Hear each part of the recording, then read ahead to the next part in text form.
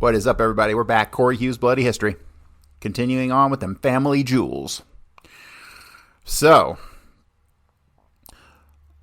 as we've seen so far, not really talking about the family jewels, are they? Family jewels are supposed to be the combination of all the work with the mafia, the ZR rifle, the illegal stuff they were doing, wiretapping. We haven't really gotten to much of that, have we? We get into a bunch of stuff that seems kind of after the fact and not overly relevant.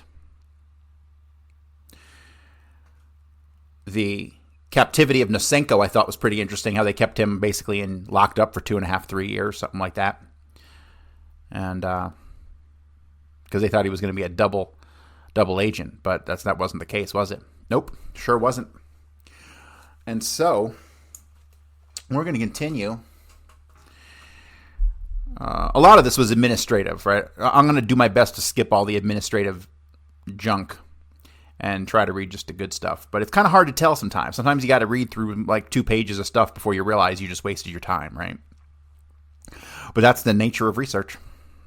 So, and this is a podcast for researchers, really, ultimately. So here we go. Memorandum for the Director of CIA through the Deputy Director for Management and Services. Subject, sensitive activities performed by the Office of Logistics. This memorandum contains information for the Director of Central Intelligence. 2. This memorandum is submitted pursuant to advice given by the Deputy Director for Management and Services on 7th of May that the Office of Directors report on activities, either under their cognizance or otherwise known to them, the nature of which could possibly need explanation or justification when viewed within the statutory responsibility and authority of the Director of Central Intelligence. The responsibilities of the Office of Logistics are such that in all matters herein reported, except 2, the actions undertaken were at the request of another agency component. We've prepared a brief description of each action involved and then have included the name of the sponsor and component. The substantive reason for the requests for action by this office will have to be determined by inquiry to the designated sponsoring component. 3. Facts pertaining to both actions undertaken at the initiative of this office are as follows. And we have a big paragraph redacted, and we have the entire next page redacted. It picks up on page, looks like 3, mid-sentence. The DDO, we will not honor any requisition for surveillance equipment unless it has been approved by the CI staff of the DDO. And 4, so we got 3 things been redacted. Within the area of contractual responsibilities, the following items are pertinent. A, February 1971, Colonel L.K. White, the then Executive Director Comptroller, called me to attend a meeting in his office, also attended by Mr. William Colby.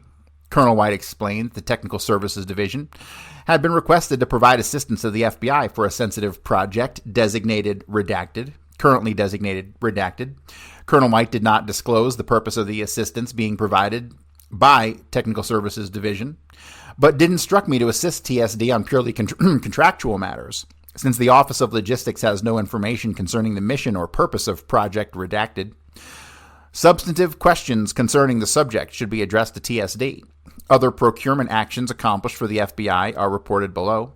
Specific mention is made, however, of redacted because of the dollar magnitude, approximately $1 million, and the complex technical equipment that has been involved in the undertaking. B. Procurement Division, OL, currently has 2 requisitions in hand from TSD, which would involve reimbursable sales to the FBI. One such requisition in the amount of $36,900 is for 2 Westinghouse television cameras. The second requisition is in the amount of $11,200. Is for 2 wide-angle surveillance probes manufactured by Bausch & Lomb. No actions being taken on either of these requirements pending further instructions, which will be sought from the Deputy Director for Management and Services. C. Over the years, this agency has often supported other government agencies from a contractual or material standpoint. Upon the submission of an officially approved request supported by a transfer of funds, the agency would either enter into accommodation procurements for requesting agency or support the requesting agency by the issuance of material from stock. Such actions are legally accomplished under the Economy Act of 1925. This act authorizes one agency to support the needs of or provide a service for another government agency. One such action would be more economical and eliminate the need for one agency of the government to duplicate facilities readily available from another. A typical example of this procedure is purchase of photo interpretation gear for the Defense Intelligence Agency element located at NPIC. In connection with the current reporting requirement, however, I've had our records research for the past 2 years, and Attachment 1 reflects those transactions which appear to be relevant to the subject of this memorandum. D, in connection with the disclosures during the summer of 71 that the Rand Corporation was not properly safeguarding classified documents, this office undertook 2 acts.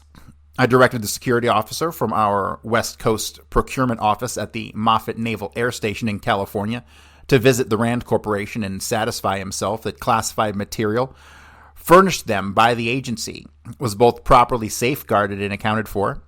His report was affirmative.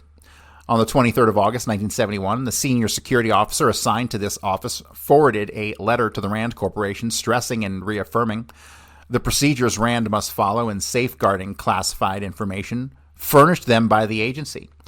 Of residual interest in this matter, there is summarized the contents of a memorandum of 2nd July 1971 to the Executive Director Comptroller from the DDI, which is in our possession.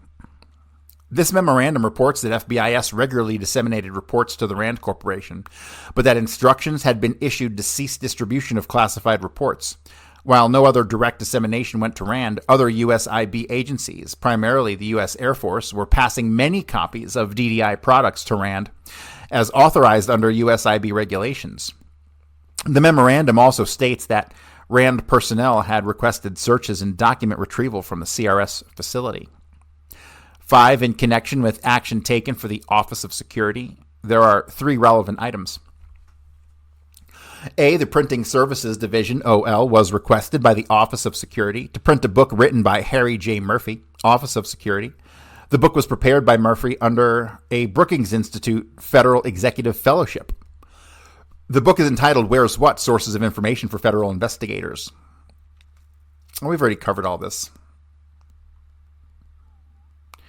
We've covered that. On 5th of January 71, the Director of Security requested that I approve his leasing up to 11 motor vehicles for use in connection with a special support operation that would last 3 months. We read that too. I fucking hate when they do that. They duplicate documents and they insert them into the same thing. All right, so the next page is fully redacted again.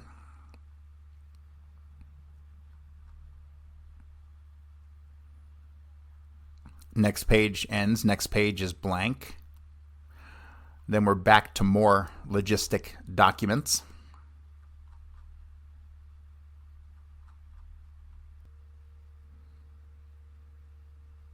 All right, so then we come to another interesting one, dated 11th of May, 73, Memorandum for Director, Central Intelligence Agency, through the Deputy Director for Management and Services. Subject, activities which might be considered sensitive issues.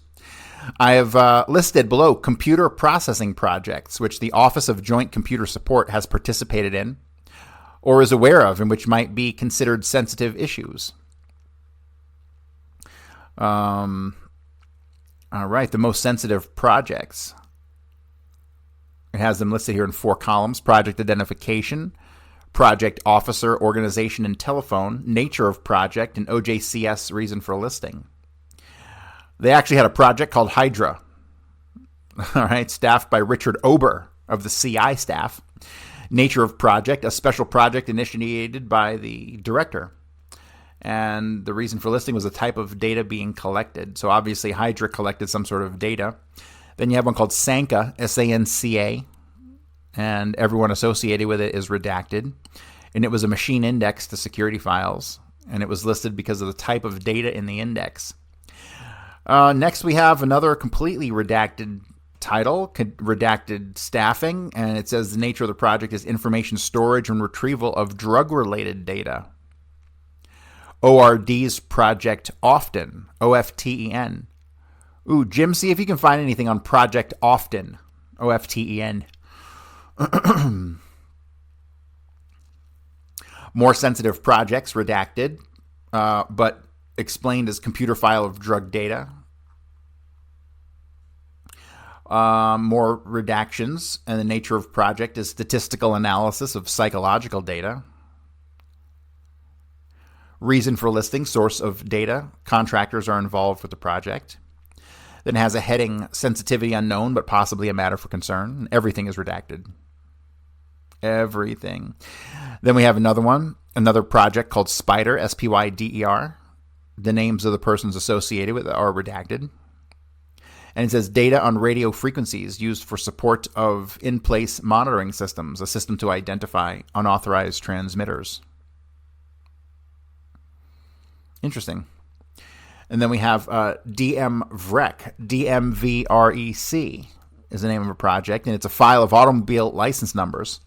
And then that's it for that one. And then we have another project, and personnel redacted, and it says file of agency applicants who were not hired. So they maintained a file on people who applied for the agency and were not hired. Interesting. Next one, sensitivity unknown, but possible matters for concern, and we have a whole bunch of stuff redacted. Everything's redacted. And that's from John D. Iams, IAMS, Director of Joint Computer Support. God, the bloatedness of the CIA and its bureaucracy is absolutely fucking unbelievable.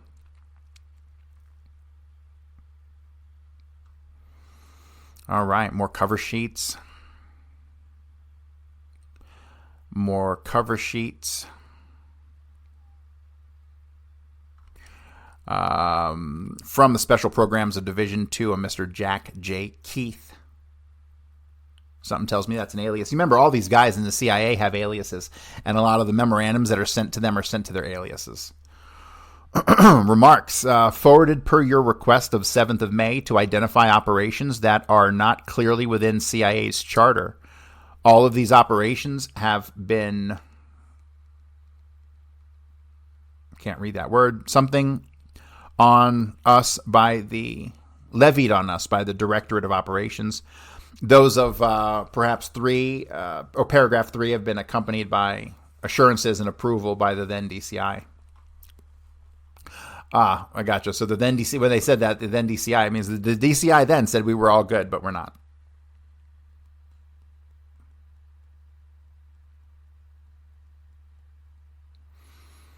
Memorandum for the record, subject, summary, Special Programs Division, Office of Communications, operational contacts with other U.S. government agencies.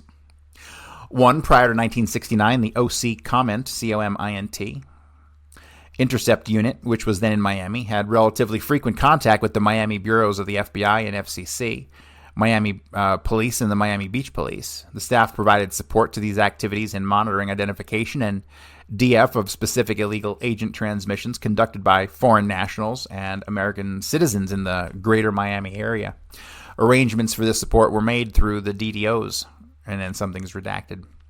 2, in late September 72, NSA, through Division D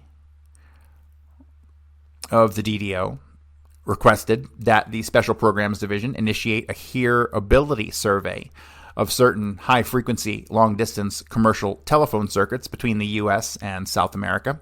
The circuits carry drug-related long-distance calls of interest to the BNDD and other U.S. agencies because of the availability of personnel and technical capabilities, sentence and a half redacted, where the circuits could be satisfactorily intercepted. On 15th of January 73, formal NSA tasking of the intercept was instituted.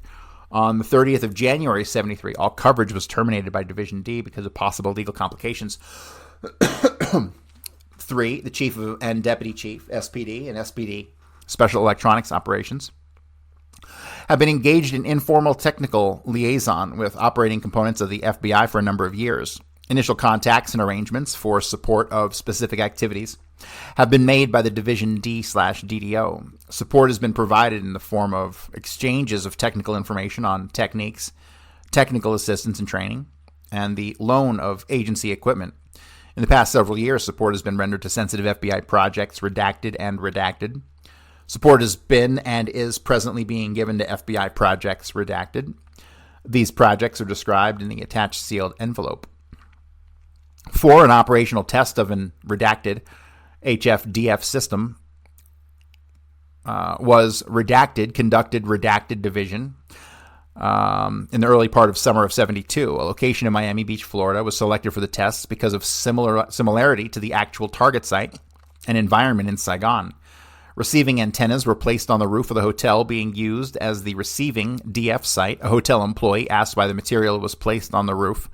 A team member, in effect, told him that the group was an advanced security segment for the Democratic National Convention. No further questions were asked. The tests were completed and the equipment was returned to the Washington area. Signed by Redacted, Chief Special Programs Division. Next page, fully redacted.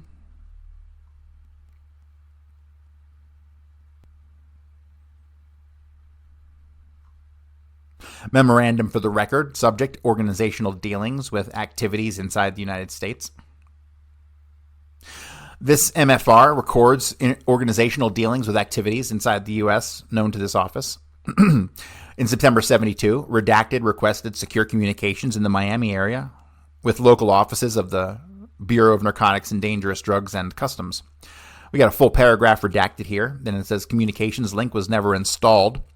Redacted advised in April of 73 that there were plans underway in Miami to combine various federal agencies' anti-drug efforts under a new Justice Department division, and at this time it was not known where the new anti-drug office would be located. A couple sentences redacted.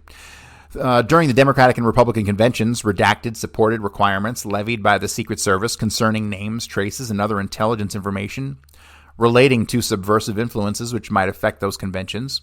Redacted provided some technical advice and procedural assistance in establishing a useful means of communicating between the two correspondents. Western Hemisphere Division should be able to provide a detailed resume of activities supported in this matter.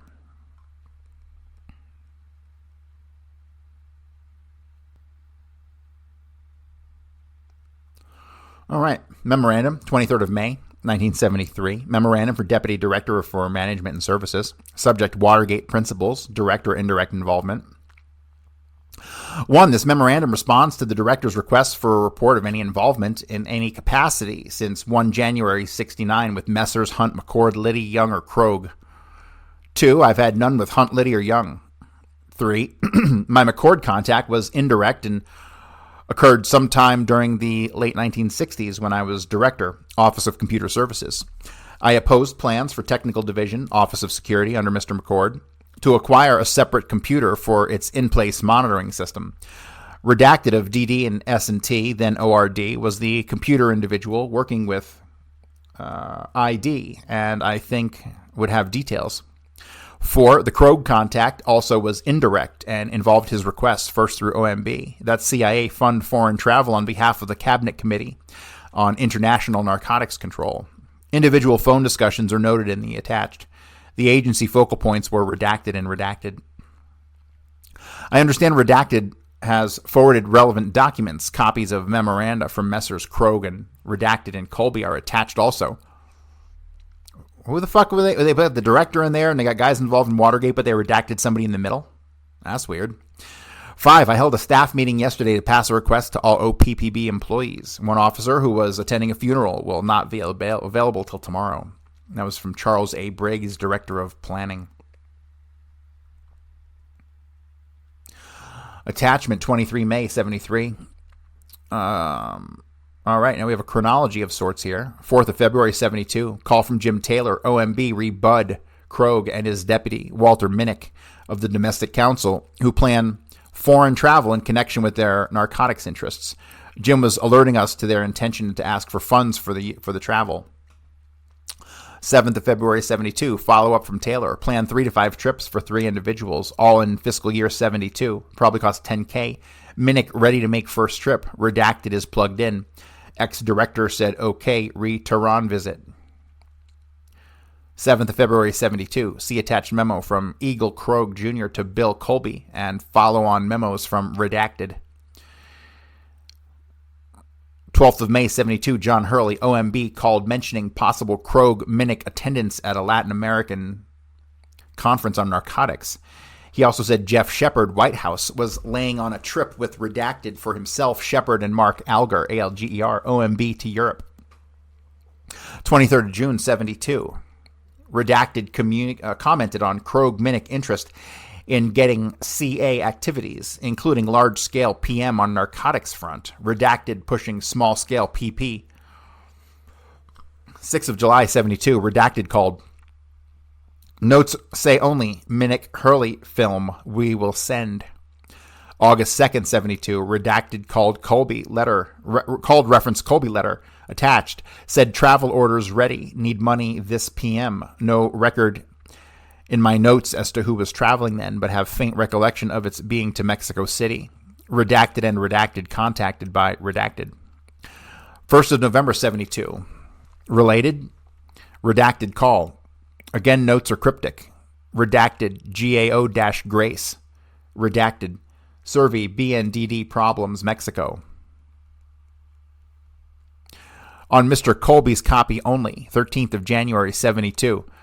Ex-Director Colby said DCI had approved $30K for sensitive CS project. No details. 20th of January, 72. Reminder, ex-Director, $32K. He said DCI okayed. Next memorandum, February 7th, 1972. Memorandum for Bill Colby. Subject, budgetary support for the Cabinet Committee on International Narcotics Control. The Cabinet Committee on International Narcotics Control was created September 7th, 71 by the President to centralize his attack on the international drug traffic. The committee does not have a separate budget. Salary and administrative support for its small full-time staff has been provided by the Executive Office of the President. Other expenses are being charged to the constituent agencies and departments. The Bureau of Customs, Bureau of Narcotics and Dangerous Drugs, and the AID/Office of Public Safety have provided support to date. The CIA should be prepared to defray not more than $15,000 in overseas travel expenses for Cabinet Committee staff during the remainder of fiscal year 1972. Walter C. Minnick, the committee's staff coordinator, can be contacted for further details. From Egil Krogh, Jr., Executive Director, Cabinet Committee on International Narcotics Control. CC to John Ehrlichman, Assistant to the President for Domestic Affairs, and Mark Alger, ALGER. A third person it's sent to is redacted, CIA representative in the working group. Memorandum for Deputy Director for Plans. Subject, fiscal year 1973 budgetary support for the Cabinet Committee on International Narcotics Control. Reference memo to the ex-director. 21st July 72, same subject. 1. This is in response to the reference memo regarding use of CIA funds to cover travel expenses for the White House Cabinet Committee staff for fiscal year 73. 2, you're authorized to obligate it up to $15,000 for the use of the White House Cabinet Committee staff for travel expenses during fiscal year 73. Obligation should be recorded against the ODDP allotment, and travel orders issued against your own appropriate FAN number. 3, to the extent that you're unable to absorb this requirement within your present allotment, we will have to arrange some reprogramming later in the year to cover this unbudgeted item. That was from Colby to the White House.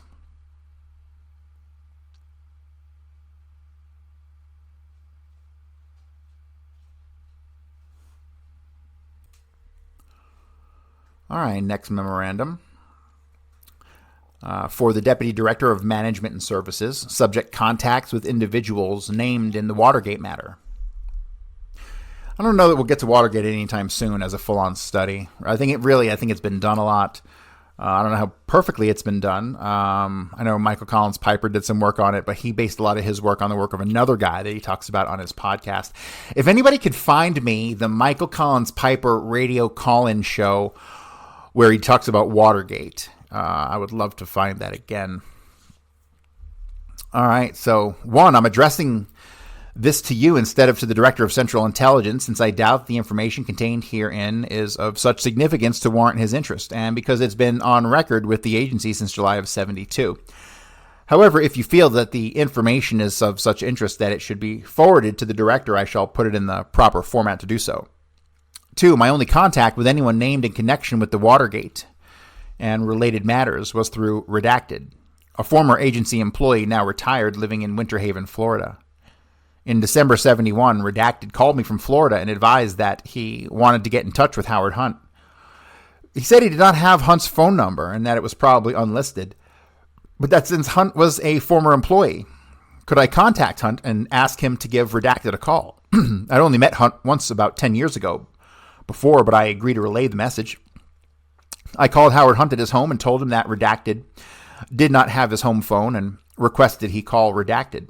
Mr. Hunt thanked me for relaying the message and said that he would call Redacted.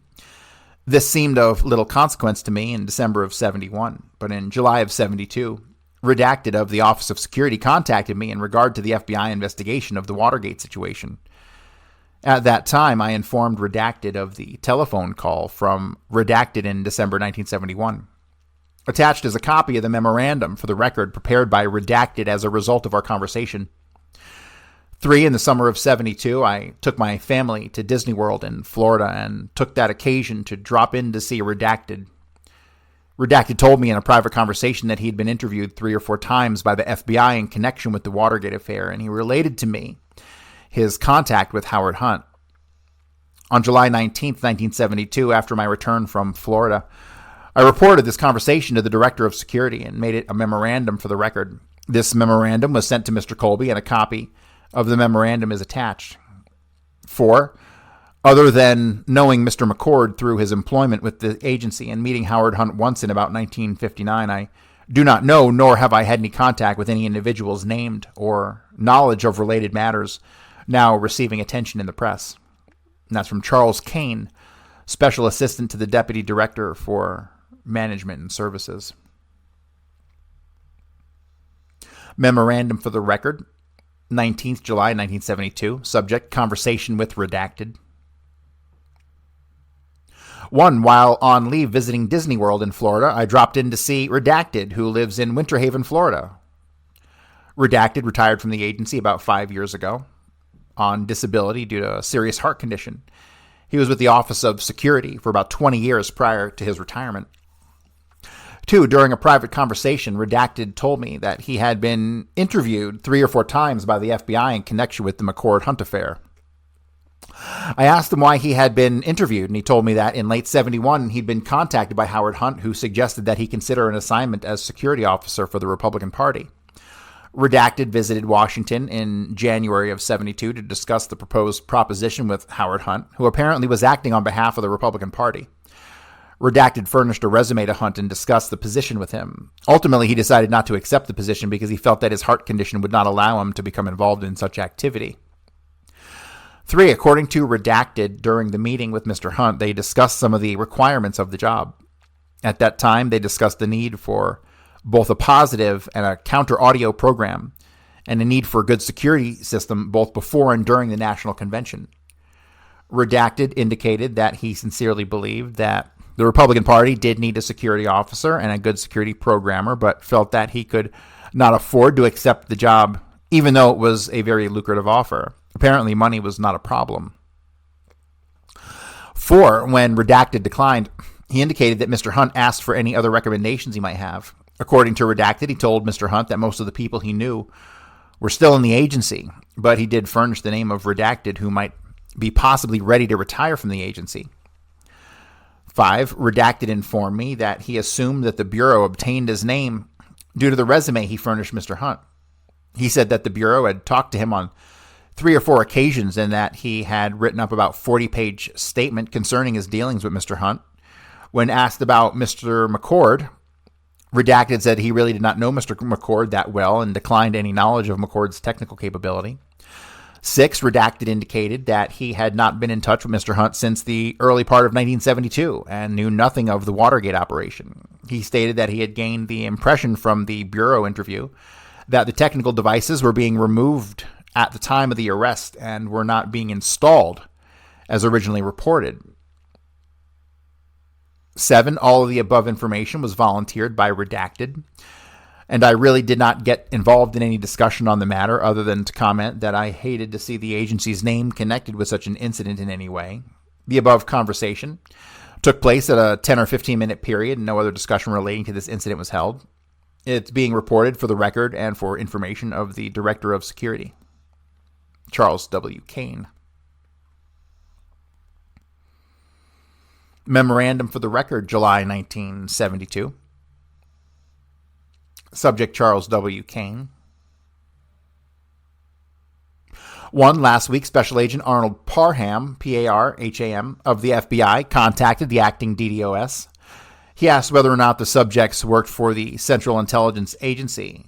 Previously, requests of this nature were followed up by the FBI with an interview of the subjects. 2. I briefed Mr. Colby, who was the agency's focal point on the Watergate case and the acting DDS of the FBI inquiry. Mr. Colby suggested that we determine the extent of involvement and indicated that we advise the Bureau of their employment.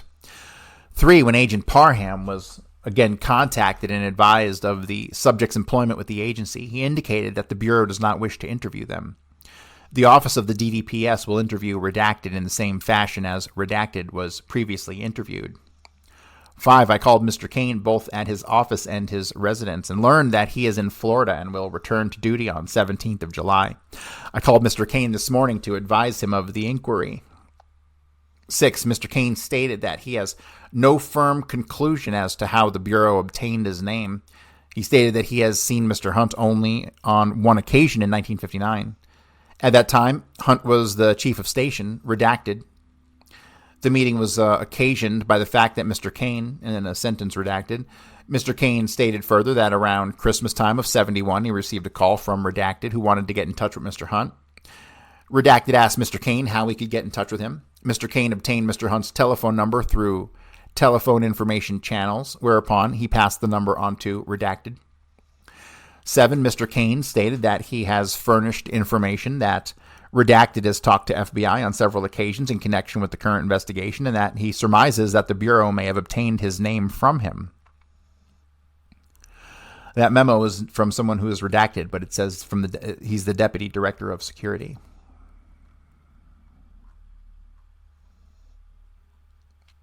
Next memo, 8th of May, 73.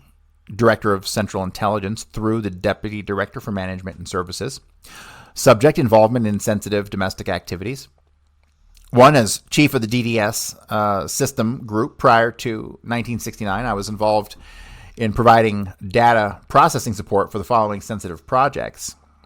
A. CI staff, Mr. Richard Ober's program for processing data of U.S. citizens believed to be militants, subversives, terrorists, etc.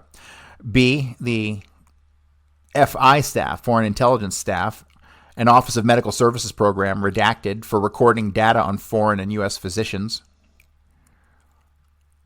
And another redaction.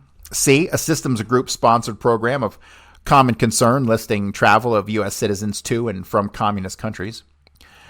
2. In the same capacity, my staff and I briefed police officers from New York State and Chicago at the DCI's request, Admiral Rayborn, on data processing techniques related to biographic intelligence, unclassified.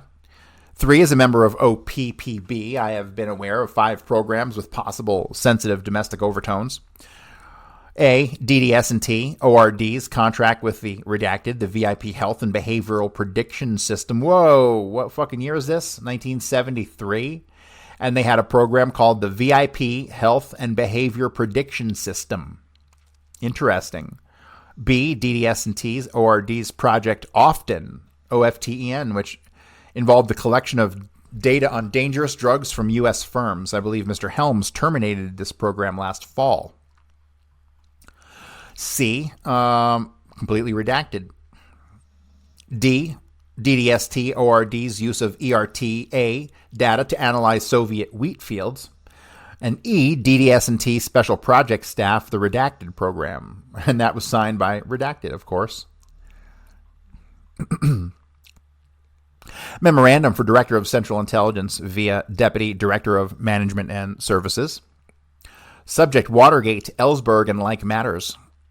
1. No personal involvement, direct or indirect, to my knowledge, on my part or my staff, with the Watergate or Pentagon Papers cases, with Young on security regulations, or with classified releases to RAND. I was aware many years back when in the DDI that certain classified papers were released to RAND from the production offices. One staff member redacted, while a member of the IC staff did have a RAND contact, which he is elaborating on separately.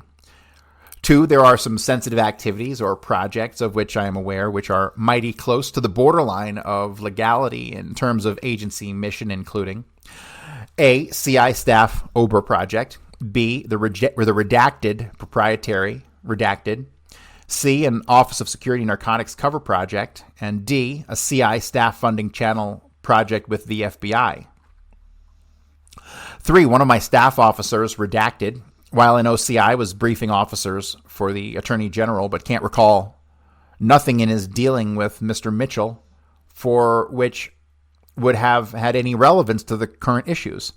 A couple other staff officers are reporting separately on some sensitive activities in which they were involved prior to coming to this staff.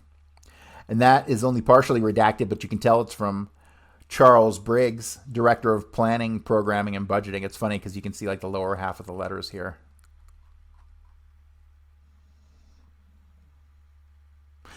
And May 8th, 1973. Memorandum for Director of Central Intelligence. Subject, support furnished to elements of the government outside of the intelligence community. Remember, they're beating around the bush here. They're not getting into the heavy-duty stuff on assassination. They're not getting into anything on overthrowing governments, not getting into anything involving the mafia, not getting into anything involving any kind of drug trafficking. They're not getting into anything, right? They're giving a bunch of fluff that is technically illegal, but stuff that the church committee and the people reviewing this stuff are going to be like, eh.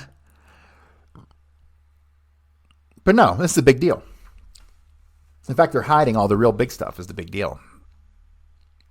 Memorandum to the Office of Director of Central Intelligence, subject support furnished to elements of the government outside the intelligence community. See, this is going to be more boring red tape type shit. The Interagency Audio Surveillance Countermeasures Training Center was established at the instigation of the committee. Like, nobody gives a fuck about what the CIA was doing with the other agencies in the government and if that was stepping on any toes. People want to hear about the other stuff, the mafia, the real big stuff.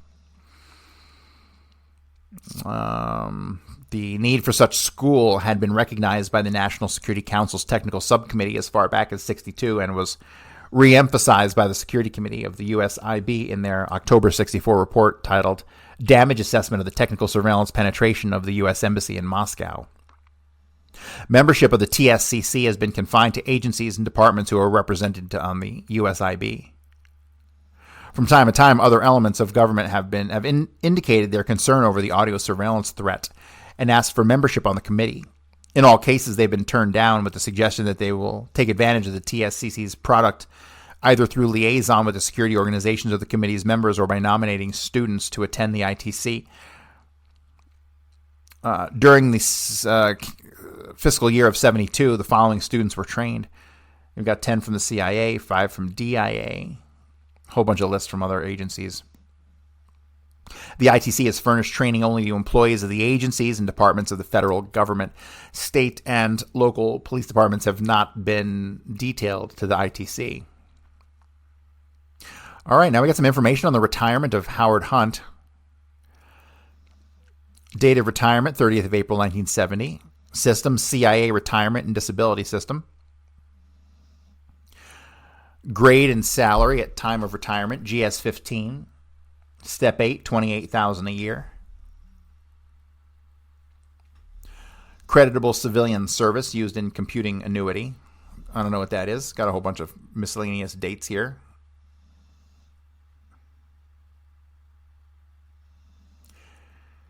His annuity at retirement is $10.20 a month. At present, $11.81 a month. At the time of retirement, Mr. Hunt did not elect surveyorship benefits. This meant that upon his death, his wife would not draw a survivorship annuity. By a letter of 5 April 71, he raised the question of changing his election, but was informed by the General Counsel on 6th of May 71 that this could not be done. The letter dated 5 May 72, Mr. Hunt asked Mr. Houston to raise with the director the possibility of being recalled to duty for a short period of time, after which he could retire again and elect survivorship benefits.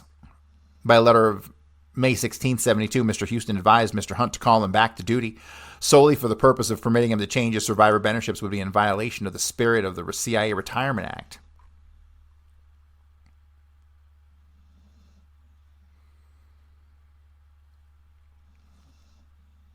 All right, we'll wrap it up on that note on Howard Hunt. So I'm disappointed in a lot of these documents. I mean, they just kind of suck, right? A lot of background, a lot of administration, a lot of things that nobody really gives a fuck about, right? So, what day is today? It's Thursday. I'll be back tomorrow with another show on the family jewels, but perhaps I can find some better stuff than this crap.